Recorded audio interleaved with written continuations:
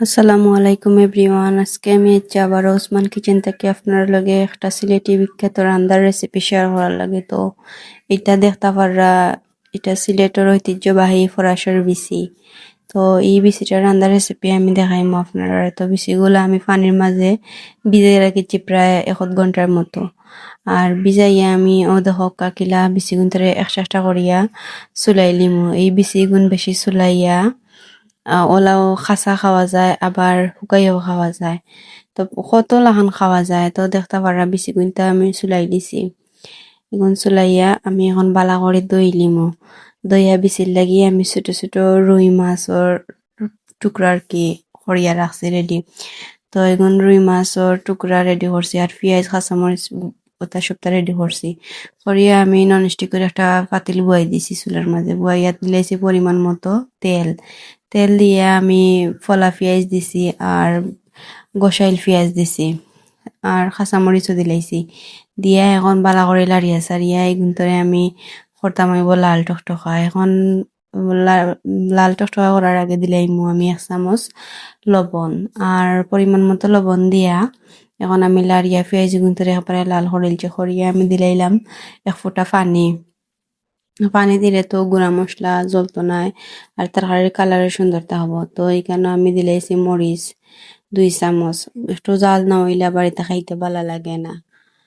তো এখন আমি দিলাইলাম বাখর, অলৈদ, আর সামান্য পাঁচফোড়ন দিমু।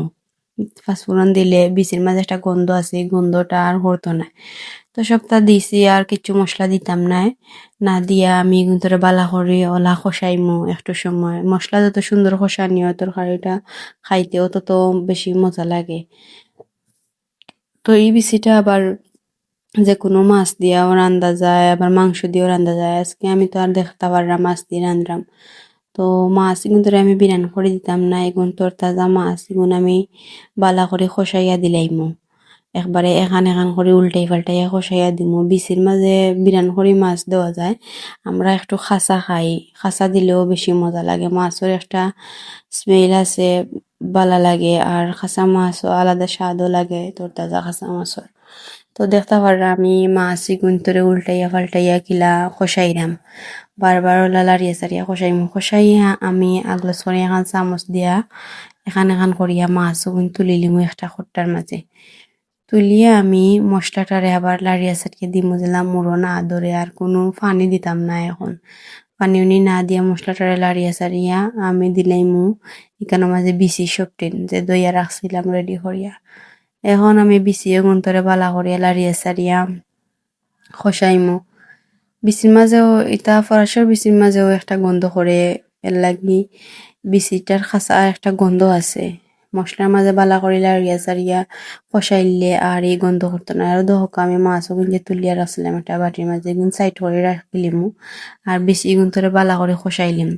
তো দেখতে পাররা আপনারা বেশি আমি খসাই লিছি বালা করিয়া, বিরানোর লাখান বাজা বাজা করে লিছি পানি মারিয়া। এখন আমি দিলাইছি পরিমাণ মতো শিরা, আর শিরা একটু বেশি দিব কেন নাই তাহলে আমানি পরে শিরা টানিলায়।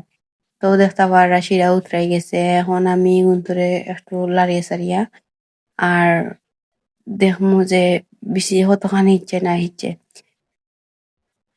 দেখে এখন আমি মাছ ওগুন দিলাইরাম, যে তুলিয়া মাছ রাখছিলাম ওগুন আমি দিলাইরাম শিরার মাঝে দিয়া আমি একটু সময় জাল দিমু। জাল দিয়ে তো দেখতে পাররা কালার কিলা সুন্দর আইছে। আর এটাতে একটু শিরা বেশি না দিলে হয় না, কেন না লামানি ফরেও দেখ মানে শিরা সারা টানি লিব।